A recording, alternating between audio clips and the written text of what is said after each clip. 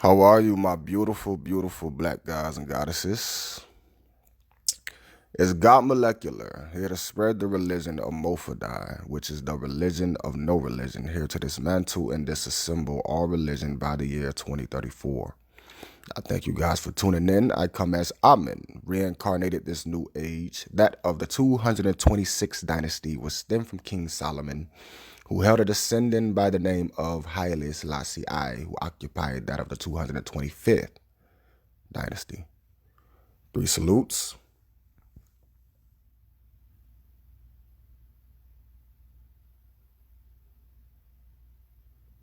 Ready? Go. And that is in tribute to Amen, as he was known as the Most High and the most logical being or deity at his time. I come as him reincarnated to usher in the new age of Aquarius, also known as the age of the six, as we have transpired from the age of the Pisces, also known as the age of the seven. And that is as of August 21st, 2017, titled Day of the Great American Eclipse.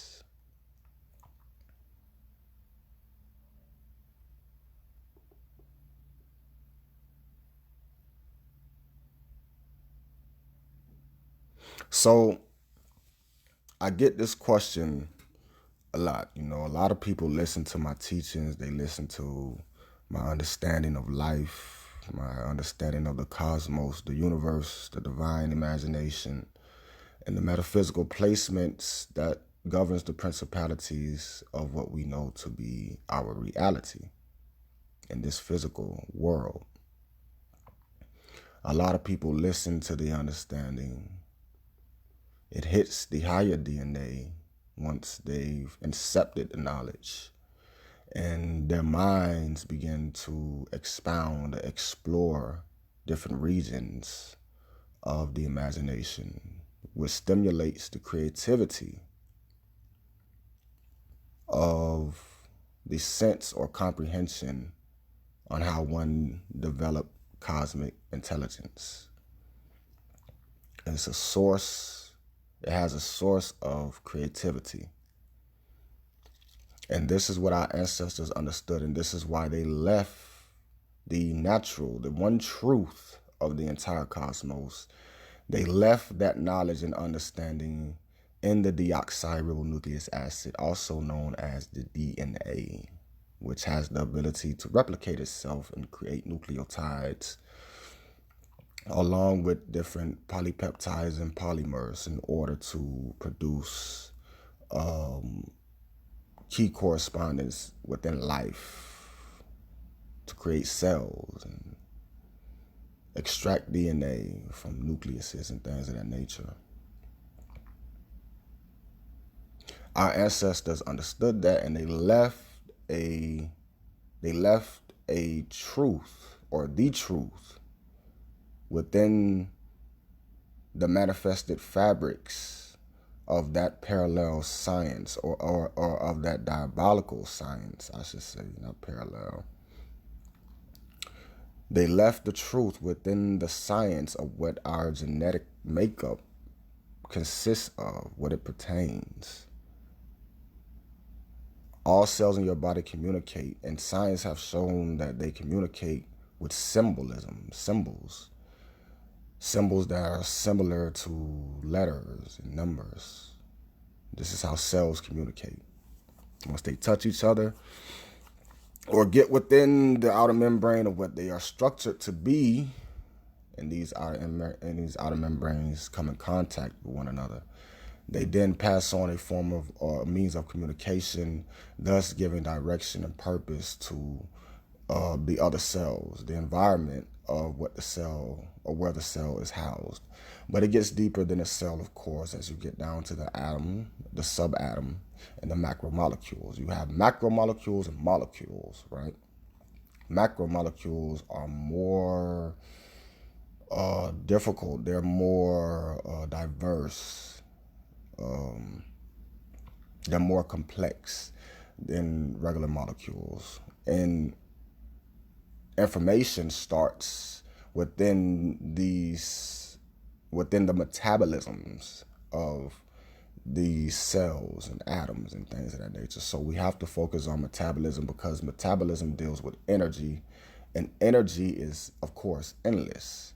So our ancestors knew all of these things, so they created different things such as pyramids and shrines and different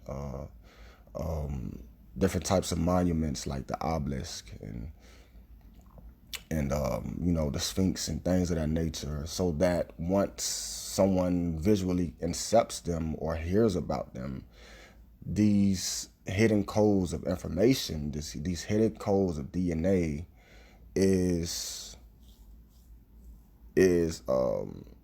they're stimulated. They're stimulated, and they start to intelligently redirect themselves according to what they understand to be a consciousness. And this all boils down to the endocannabinoid system, which is different from the nervous system and is very more important than the nervous system, or more imperative to tend to than the nervous system, because the endocannabinoid system deals with the consciousness of cells and energy and what you are created of.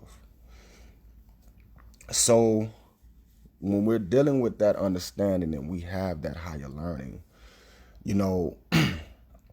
we also have to keep in mind that things that you can see it doesn't matter if you've heard about a cell or an atom and how they work and how they contribute to the manifested reality.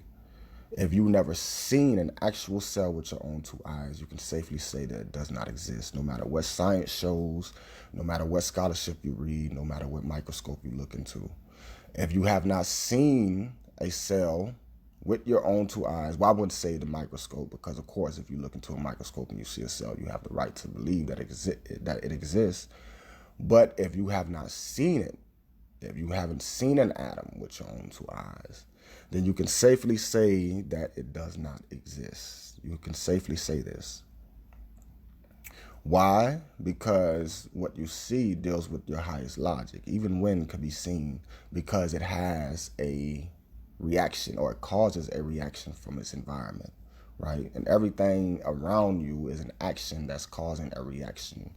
And you are a reaction to some form of action. Your parents got together, they had sex, the reaction was you.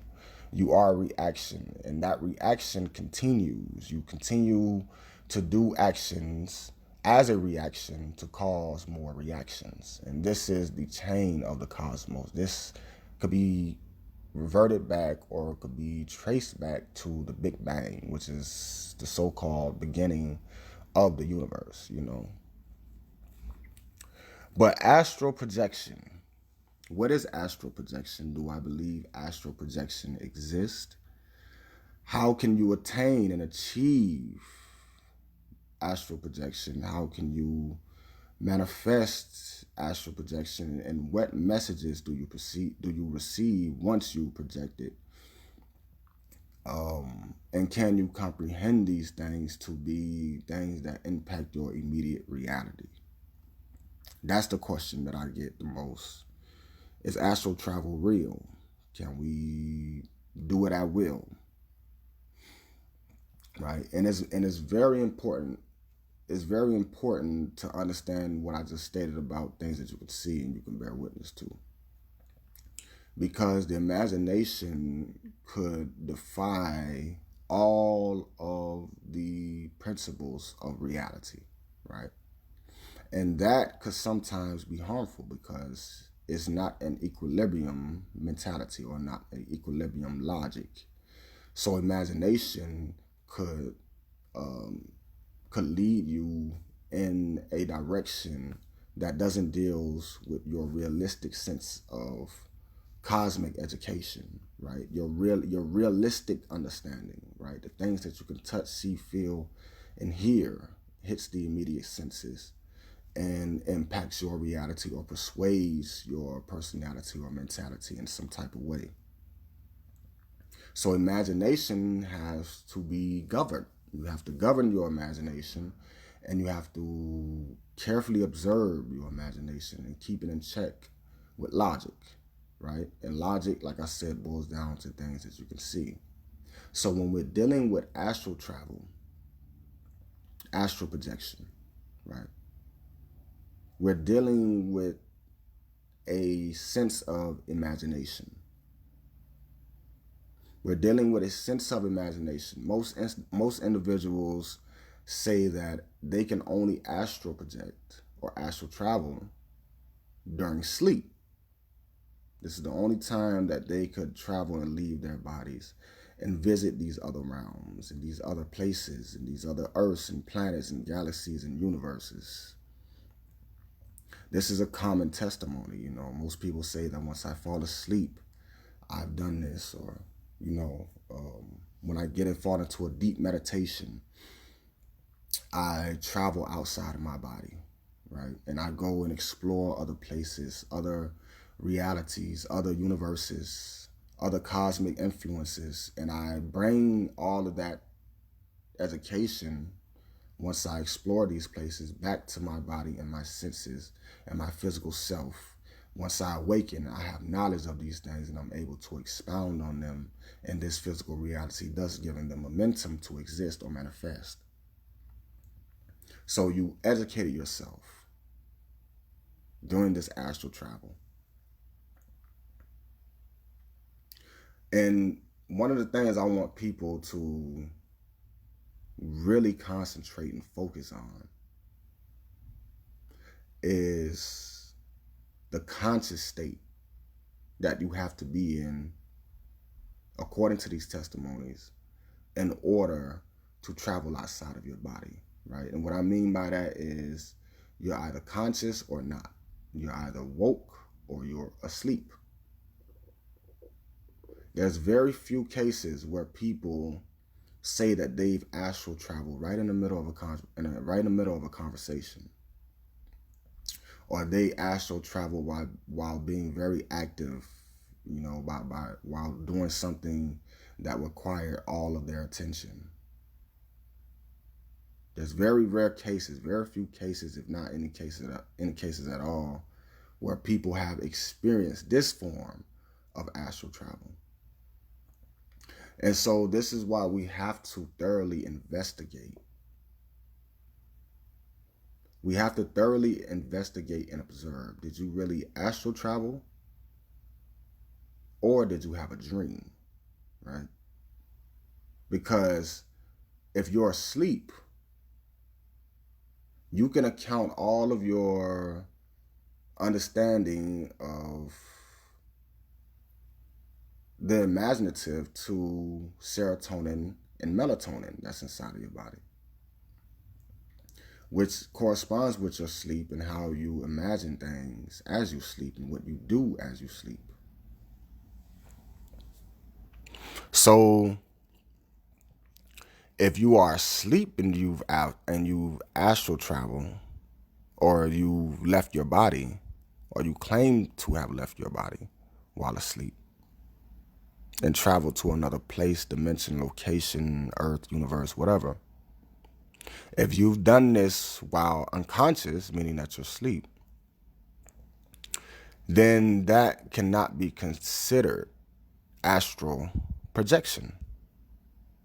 That cannot be considered astral projection because nothing that you've witnessed in this different reality as you slept and traveled to these different realms, nothing can be brought back to you it could be brought back to your physical reality other than what took place within your mentality, your consciousness, your mind.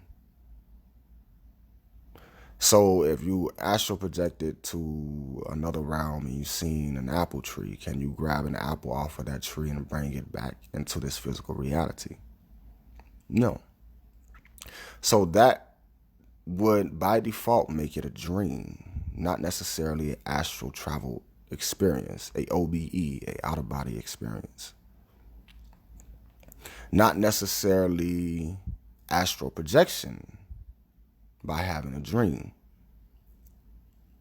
And I just want to get that out there before I get into my next segment of astral travel, because a lot of people get astral projection confused with very intense dreams, right? Dreams that seem so real yet you know that they aren't real, right? And in that understanding, they tend to influence or persuade what's real and what you know to be real, right? So that outcome could mold your reality, and you can start to manifest all type of things in your life, both good and bad, what would be considered good and bad. And you can expound on that learning or understanding. But a dream is not an astral travel. You're not astral traveling by having an intense, very intense dream. And some dreams could be the solar opposite of or the polar opposite of what I just explained, of it being, of you knowing that it's not real, but it seems so real. Some dreams could be the complete opposite of that, and it could be so imaginative. It could be so creative, so artistic, right? Something that's so wired or sourced or engulfed in imagination that you know that is not something of what you know to be your reality or could happen in real life.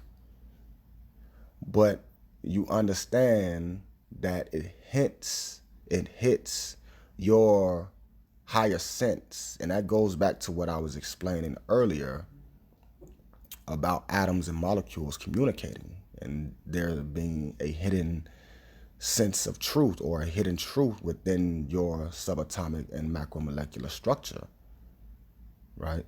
A lot of people like to say Akashic records and things of that nature, but I don't get into that. Yeah, I've been down that path, but there's storylines held in your DNA which connects themselves to the ACTG chains of your DNA, which also corresponds with the formation of the helix and the collagen and hemoglobin atoms. So all these things carry information that once you have these very intense imaginative dreams, not the ones that are so real because they are almost parallel, or they're almost the exact same as your reality. But these dreams that are beyond your imagination, these very imaginative, big imagination wired dreams, so to speak.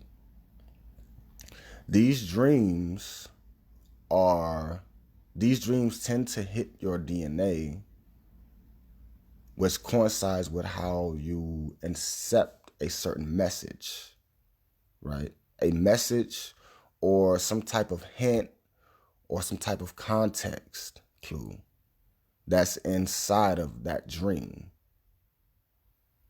And that's going to cause for you to analyze that dream, observe that dream, because you believe that dream has a certain value to your destiny and your reality. It has a certain level of contribution to your destiny and reality. And these are the dreams that are beyond imaginative, very creative dreams. People flying over big, huge animals, and, people turning oceans into big deserts, and you creating fire with your hands, and, jumping high off the ground, 20, 30 feet off the ground and landing. These type of dreams are what hits the in-depth attunement of your DNA, of your cosmic makeup. And so when we see images, certain types of images and certain types of forms of symbols, when we see these things and they give you a familiar sense of security within your consciousness, when we see these things and we get that sense of security, familiar security, it tends to heighten our subconscious self. But this is just the expounding on dreams, right? This isn't astral travel. This isn't astral projection. And I'm only explaining this or saying this because I want people to really understand that there's a big difference. Because astral travel should be done, like I said, while in the middle of a conversation. Astral travel should be done while being very active. You could be in the middle of a basketball game in astral travel. And there's very few cases of people, or if any at all, that has had these experiences, right? Now, there's an event, or there's a certain phenomenon, and I titled it a phenomenon because that's what it is. There's a phenomenon that takes place once one goes to sleep, and this phenomenon is known as sleep paralysis. Sleep paralysis is when someone wakes up, they're 100% woke, right? You're woke, and in certain cases, you're able to analyze your surroundings in sleep paralysis. In certain cases, meaning that you're woke and you're able to turn left, turn right, and see your bedroom. You're able to see the whole outline of your bedroom. You're able to see your ceiling, your floor, your bed, your computer, whatever else is in your room while you're asleep. And you know that you're asleep because you cannot move, right? You cannot move, yet you are asleep. You cannot move, yet you're asleep, but you understand that you are awakened. You understand that you're awakened because you know that you cannot move. This is the mind exiting the body. This is the mind exiting the body. This is the mind traveling outside of its boundaries. Because you are awakened, but you are aware that you cannot move, right? And your brain is responsible for the movement of your body. Whatever movement you can think of, you're going to whatever movement that you do, you have to think of it before you do it. Yet, in the cases of sleep paralysis, your mentality or your mind cannot persuade your body to move. So this is a metaphysical or metaphoric perspective or position, right? And I say that because it forces you to focus on yourself to a certain degree that strengthens your will. A lot of people experience sleep paralysis and they become very fearful of it, you know. It scares them, it freaks them out that they know that they're awake, but they cannot move. And this is to strengthen your sense of will so that you can properly execute astral travel. This is the astral projection. It can only be obtained through sleep paralysis. During sleep paralysis, you are to focus on the thoughts, the things that are conjuring up within your mind and mentality. Don't focus on the body, but focus on being outside of yourself. right?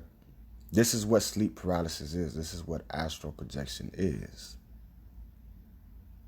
You focusing on being outside of yourself.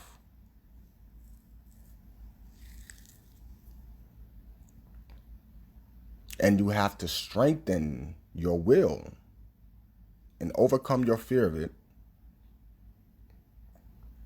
And once that happened, then you're able to expound on astral travel through imagination. You have to build that will within your mentality.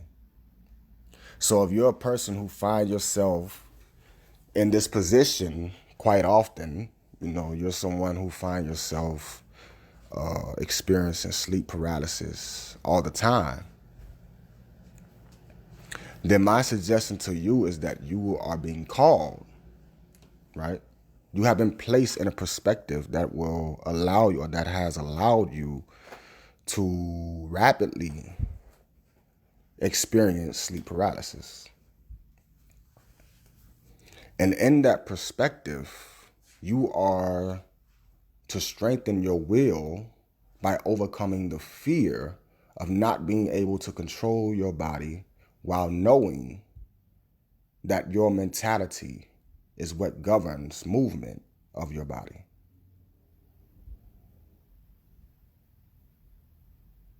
You are supposed to overcome the fear of that. You're supposed to overcome the fear of not being in control of yourself and your body. And your mind being 100% aware that it is outside of the body. It is higher than the body. It is more than the body. This is your astral travel.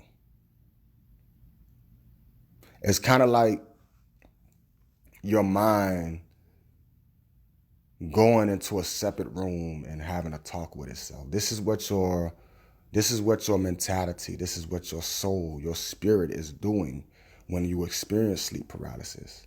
It's literally taking a time out to talk to itself without the body listening in on the conversation. And what this does is strengthen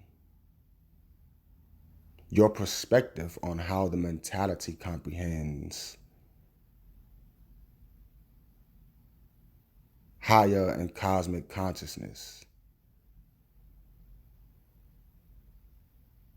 Simply because you are defying the laws of the principles of this reality by simply not being able to move your body with your mind. You are defying the laws of what makes life this real, actual, factual reality.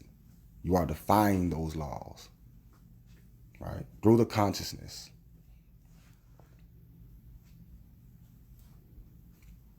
So when you're experiencing sleep paralysis, and through defining those laws, you have to overcome that fear of not being able to move your body. You have to overcome that fear. You look into different types of religious forms and different types of religious texts and shit like that. And people talk about, if you experience this, it's it's a witch riding your back, some shit like that. Black folk, we come up with all type of fucking stories that, that fits our superstitious way of belief. But a lot of times, or in a lot of different types of religion, this form of astral travel is considered to be an omen, right? Something that's bad, you're doing something that's not right with the cosmos, and you're experiencing the punishment. This is the consequences of what you've done, simply because you cannot move while awoke. While you're awakened, you cannot move your body.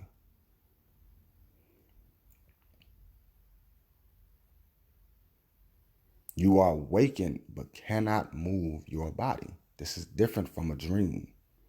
This is a step beyond a dream.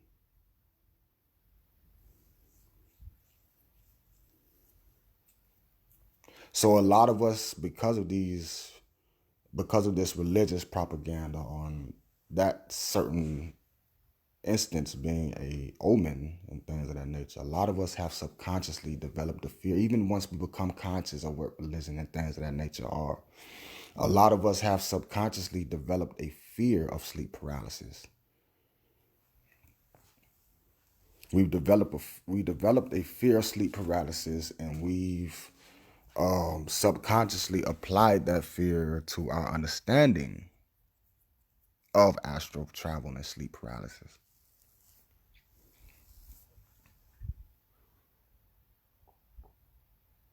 So once you overcome that fear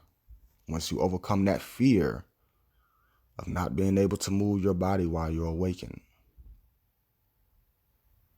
and you're able to talk to your mind without your body listening in on the conversation, and you're able to gain an understanding of what you're experiencing. And once you gain an understanding, you're able to propel your mentality. And thus, the conclusion of sleep paralysis existing no more.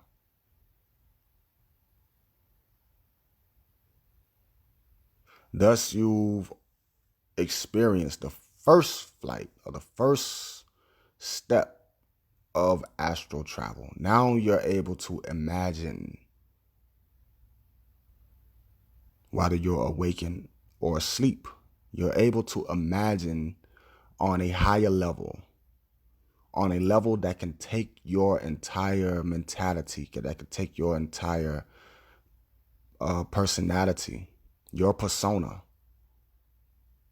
You can take yourself through the imagination outside of your body.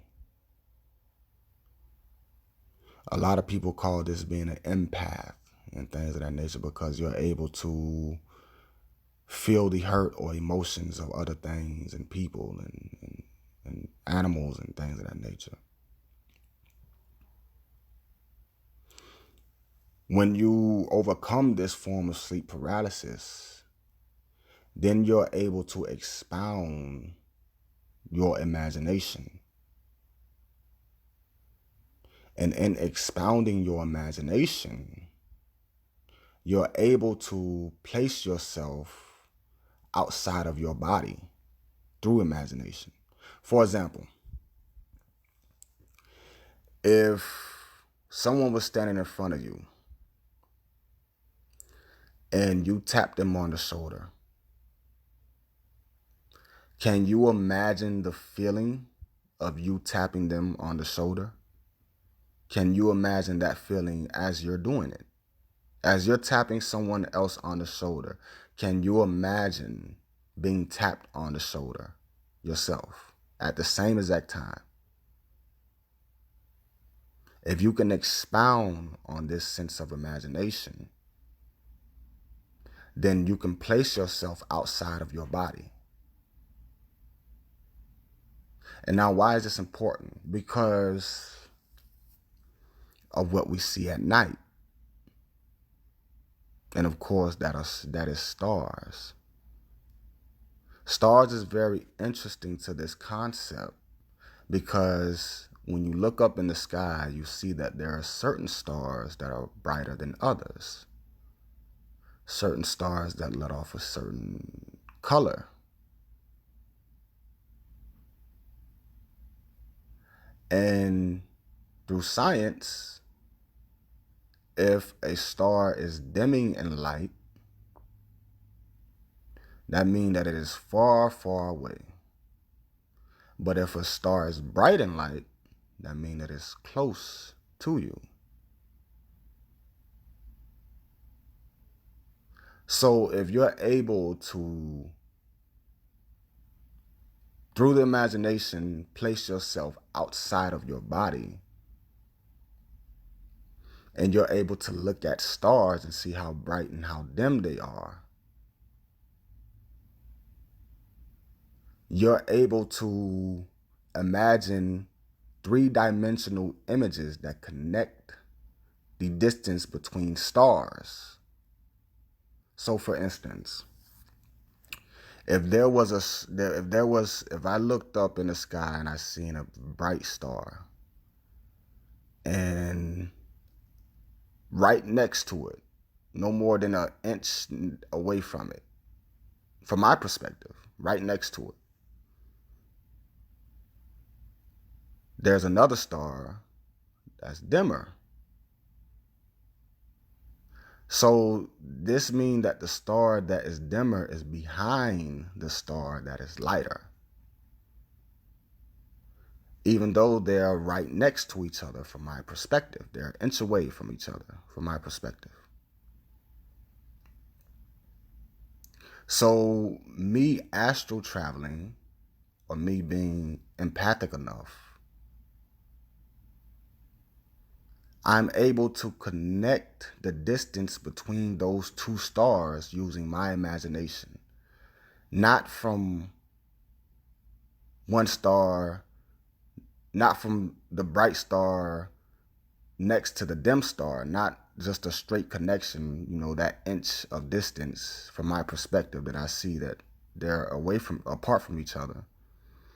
But I'm able to connect them from the further star up into the closer star. I'm able to make this connection in my imagination. And if I'm able to do that as an empath,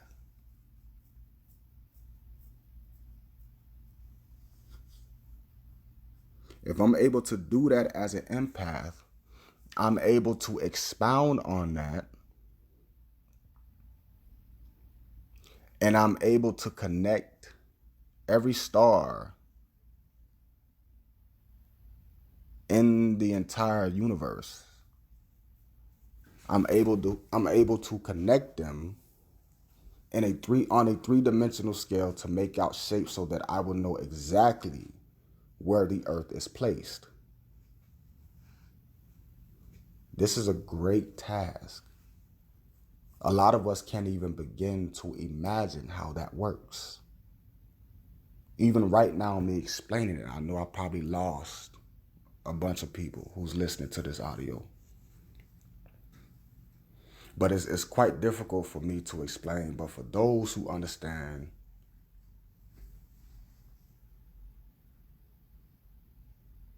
they can comprehend the cosmic message of what I speak on. So astral travel involved. This is how our ancestors aligned pyramids up with the stars, or the three brightest stars in the sky.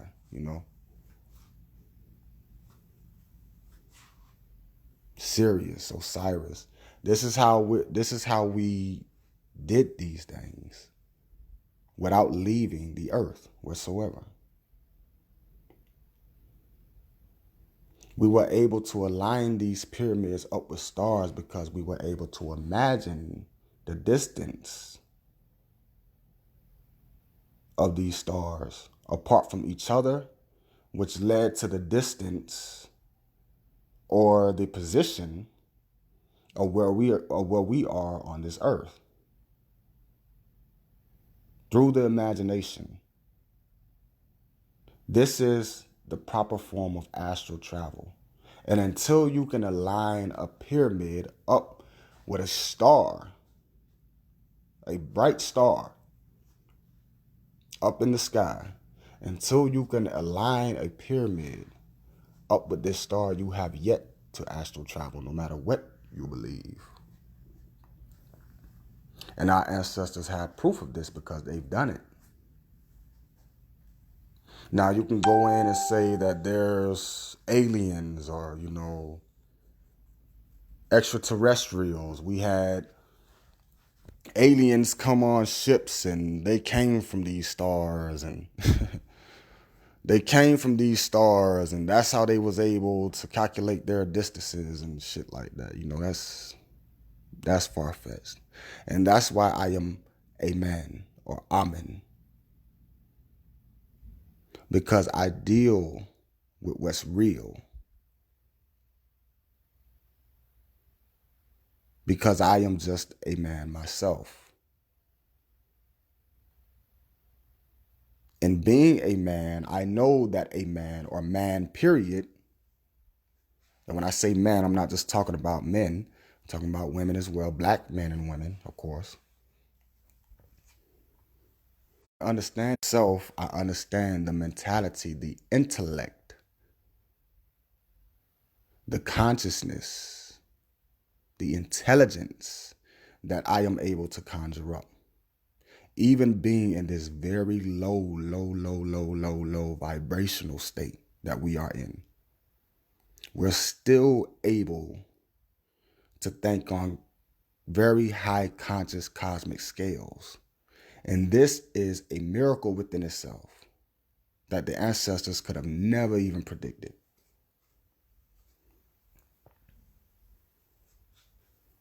So I give the credibility of man to man, which is where it's due.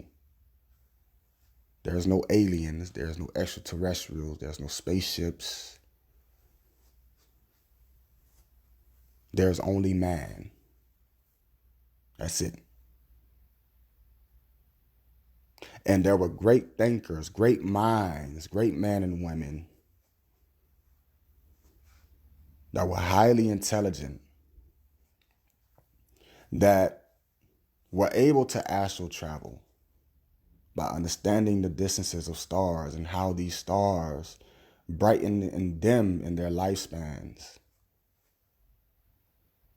which allowed them to calculate the distance or the position that they were in the universe.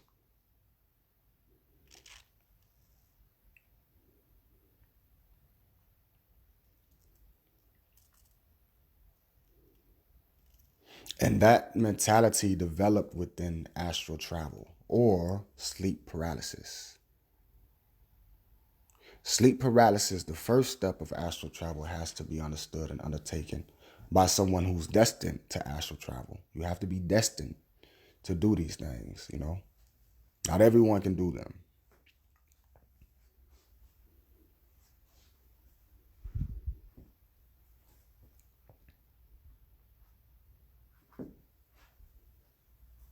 But if we can focus, if you could focus your mentality while in this sleep paralysis state, if you can focus your mind and not be fearful of this state. You know, someone who's listening to this, whoever listening to this, if you're someone who experiences sleep paralysis all the time, focus your mentality. Next time it happens, focus. Don't be scared. Just focus and think. Ask yourself questions while you're in this state. See if you can imagine things while you're in this state. Occupy your mind while you're in this state because you are beyond the dream world.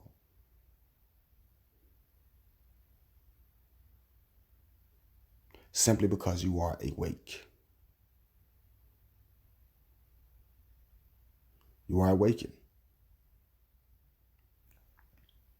But you cannot control your body. You are outside of your body, which is why you cannot control it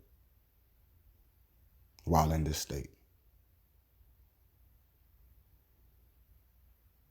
And once you've expounded on that, then you're able to astral travel out into the cosmos while being conscious, while being awake.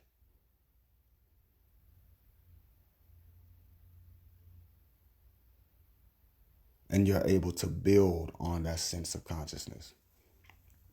But it's God Molecular, here to spread the religion of Mofadai, which is the religion of no religion, here to dismantle and disassemble all religion by the year 2034. I thank you guys for tuning in. I come as Amen, reincarnated this new age, that of the 226th dynasty, which stemmed from King Solomon, who held a descendant by the name of Haile Selassie I, who occupied that of the 225th dynasty. 3 salutes. Ready? Go. And that is in tribute to Amen, as he was known as the Most High and the most logical being or deity at his time. I come as him reincarnated to usher in the new age of Aquarius, also known as the age of the six, as we have transpired from the age of the Pisces, also known as the age of the seven, and that is as of August 21st, 2017, titled Day of the Great American Eclipse. I thank you guys for listening. I thank you guys for joining. It's God Molecular. Peace.